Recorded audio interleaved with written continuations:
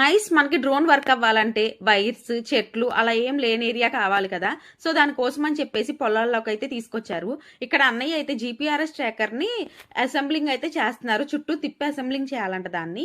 ఇంకా ఇలా ఎగరడం అయితే స్టార్ట్ అయింది. అది ఎగురుతున్నంత సేపు గుండెల్లో అయితే నాకు దడొచ్చేసింది. వీళ్ళెలా ఆపరేట్ చేస్తున్నారా అని చెప్పి నాకు ఆలోచన వచ్చింది. ఎందుకంటే అది ఎగురుతుంటే మన మీదకి ఎక్కడొచ్చేసిద్దో అని చెప్పి ఎంత భయంగా ఉన్నదో. ఇంకా లాస్ట్‌కి మా మావయ్య అయితే దానిలో వాటర్ పోసి చెక్ అయితే చేసుకున్నారు. ఎలా కొడుతున్నది మందు అంతా అని చెప్పి.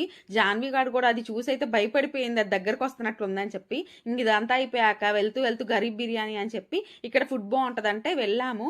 ఒక మండి అయితే ఆర్డర్ చేశారు అన్నయ్య అండ్ పృథ్వీ అయితే. వాళ్ళు అది తిన్నారు. మామయ్య అయితే ఒక దమ్ బిర్యానీ ఆర్డర్ చేశారు.